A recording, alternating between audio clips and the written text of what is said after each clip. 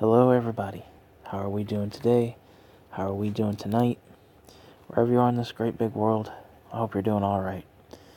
Today is Friday, May 3rd, 2019. And today is a special episode of the Necronomicon. Today we're going to talk about something I've never seen talked about in full. I've seen talked about in passing with my brothers, the Black Tower, and Magickology. I could be wrong, but I've never seen a full in-depth conversation about this in the Necro community, or at least on YouTube. And this can be confusing to the beginner practitioner, especially if they don't know flora and fauna.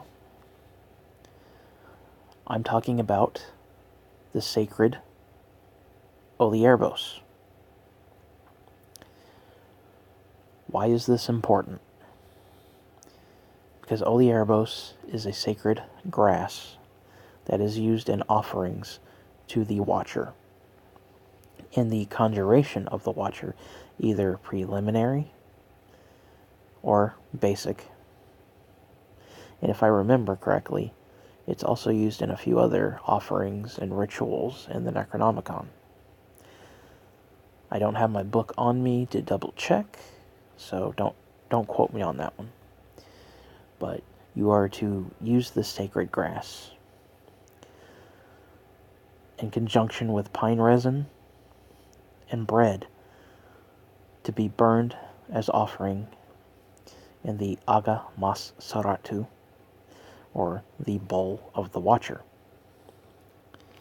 Now you're going to want to get plenty, because if you do not keep up your offerings to the Watcher, say like a month, if you let a month go by, you have to do the ritual all over again. You gotta do it all over again. So you want to be sure to have plenty. That is why it is sacred.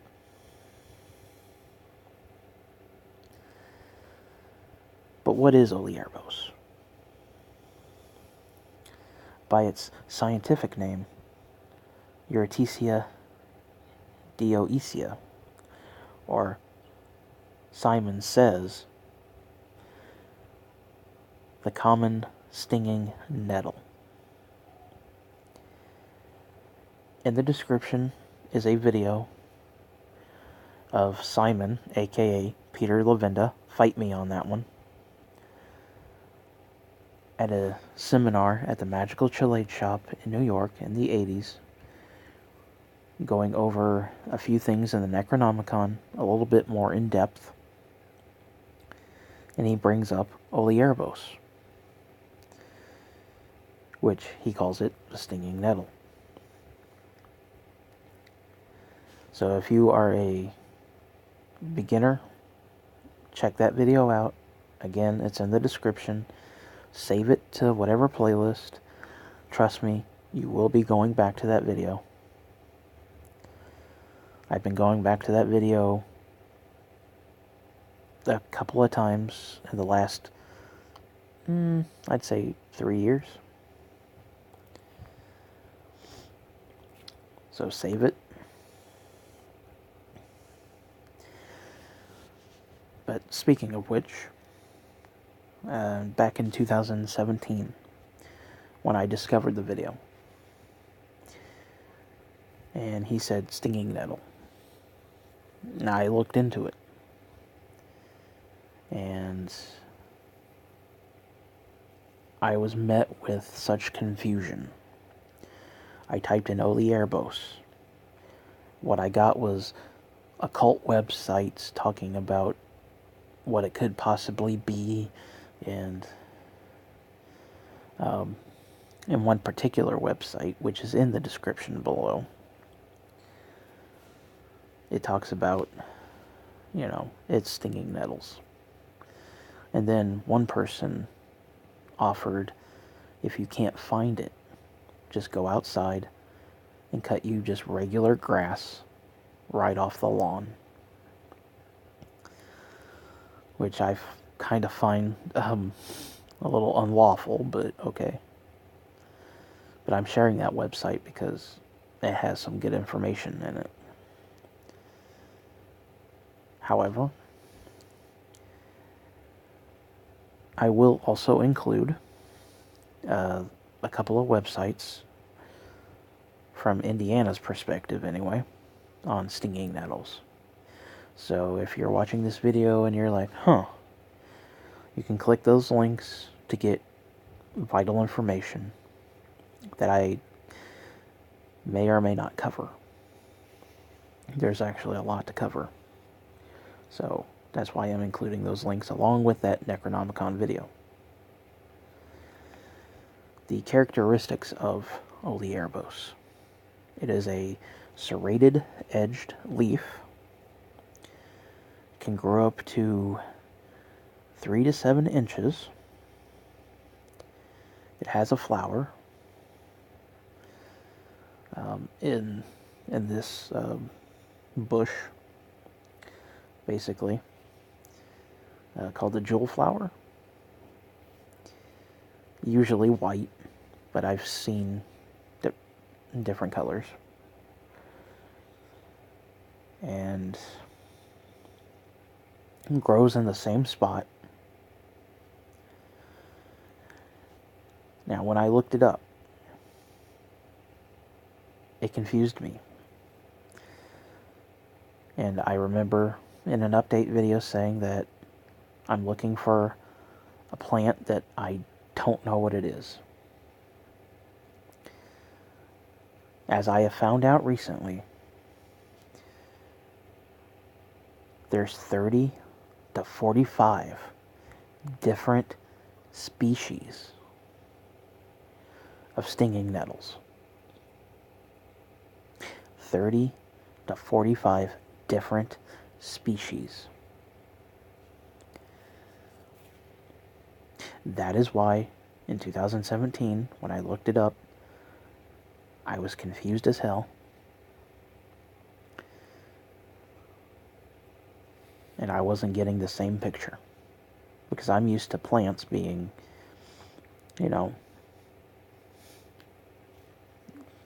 sad to say, yeah. I don't even need to finish that. You know where I'm going with that. I should have known better, basically.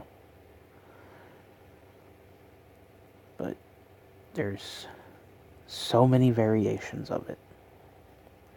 But they all have the same characteristics. Serrated leaf with tiny needle hairs that, if touched to the bare skin, can cause skin irritation, bumps, and is said to be as powerful as a bee sting. So, if you're walking in the woods, just, be careful.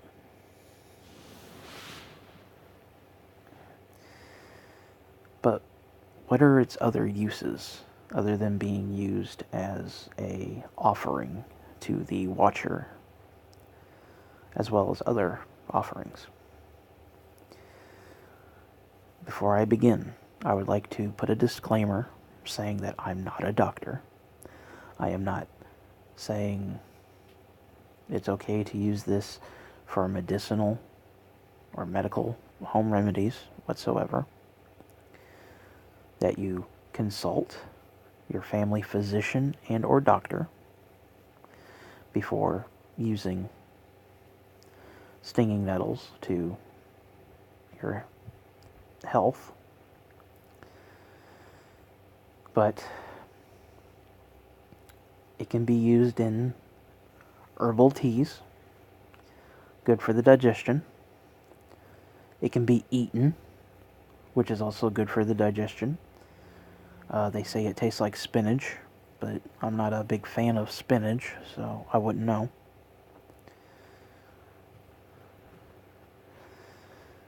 And for home remedies, it is good for muscle and joint pain. It is good for arthritis. It is good for eczema, gout, and anemia. And you can find that right off one of the links in the description. It is a nutrient food. It's a very nutrient food. And you can eat it. You got to dry it out in the process, but we're not here to talk about that, though. Now, the tea part will come in later.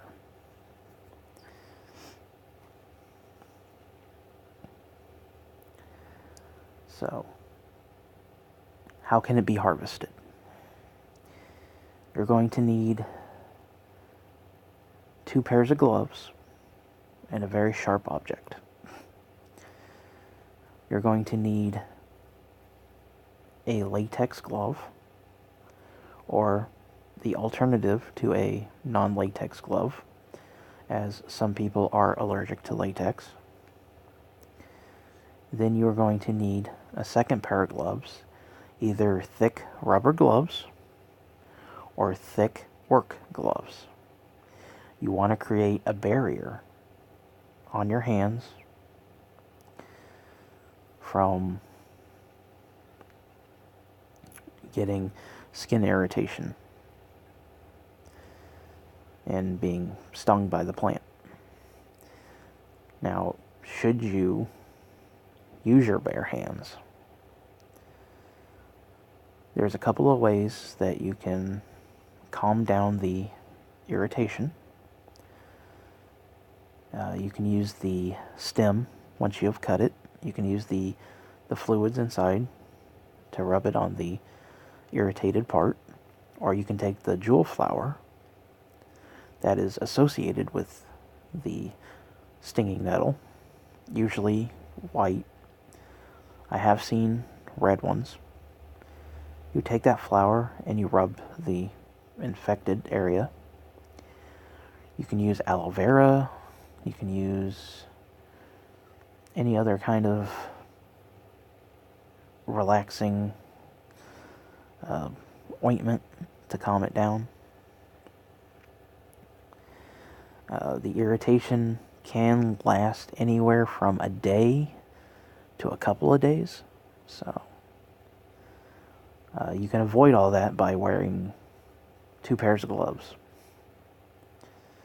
And of course you're going to need a bag to put them in. So where can you find it? Well, as you can see in the links in the description, those links are based on Indiana. What I did was I typed in stinging nettles, Indiana. That's all I did. So I would advise you to type in stinging nettles, Illinois, Ohio, New York, Vermont, Wisconsin, wherever you are. Type it in, and you should come up with Department of Natural Resources and Parks for your state. And it should give you an idea of where to look. Now, in the links down below,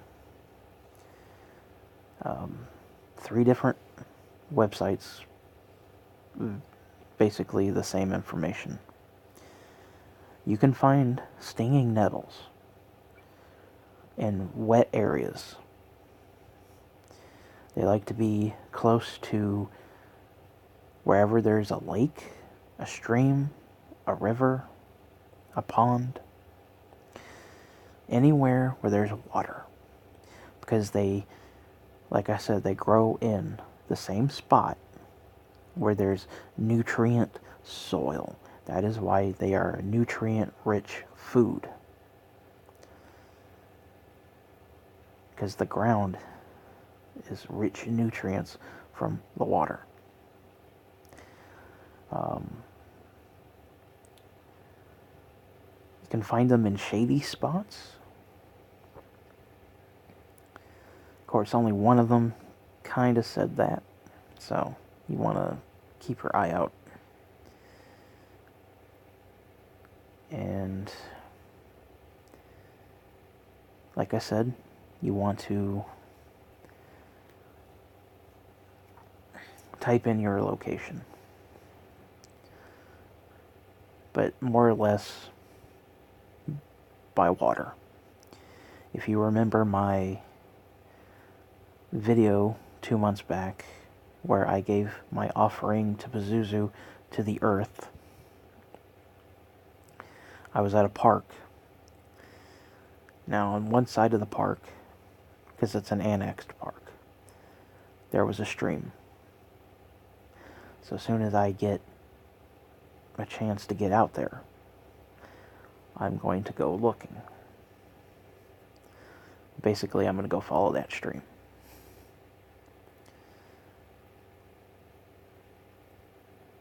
But that also begs the question,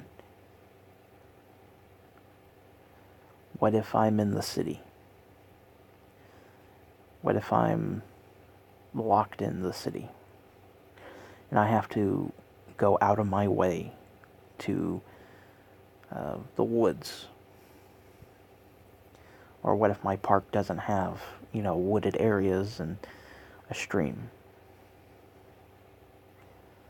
Well, I feel you. I mean, technically, I gotta go out of my way, but only by like a half hour. But I feel you. I understand. But that takes us to our next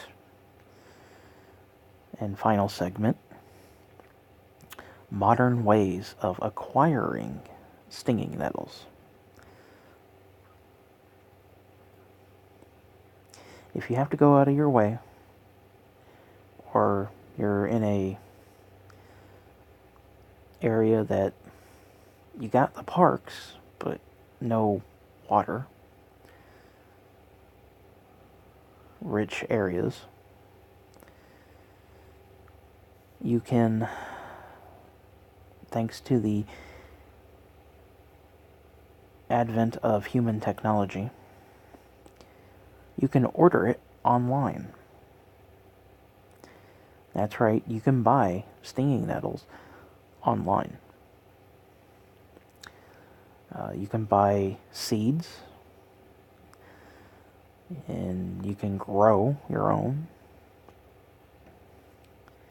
And you can also buy pre-packaged tea bags. And I'm not talking like tea bags, like the little white thing. I'm talking about tea that's good for you, where it's, not leftovers in a bag.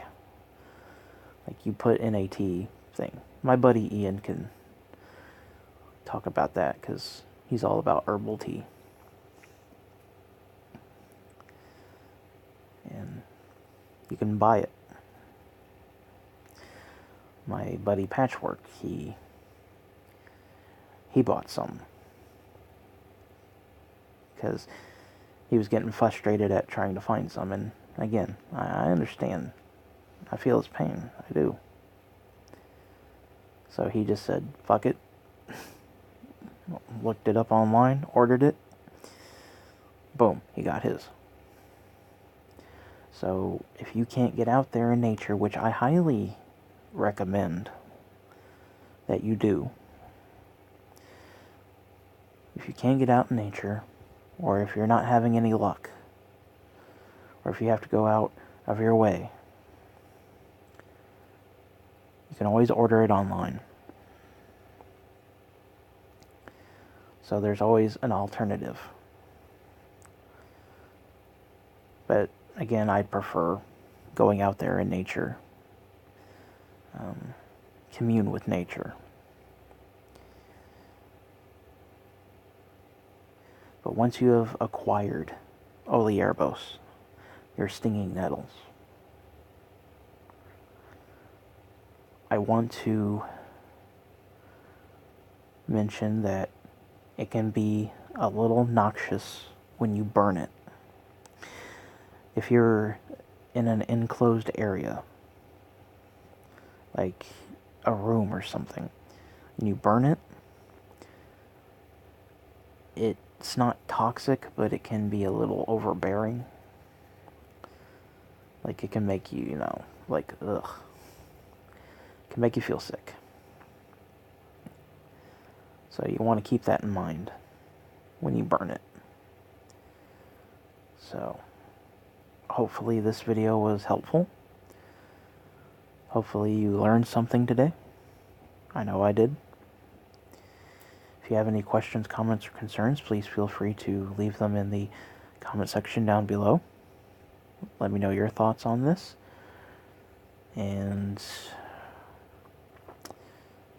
again, the links to the Necronomicon video, the Occult forum, and the information on stinging nettles in general are in the descriptions as well. If you want to come find me on social media, my links are there as well. Be sure to hit that little bell icon to stay informed. Subscribe if you haven't. And I want to thank you all for watching. I want to thank you all for listening. I love you all.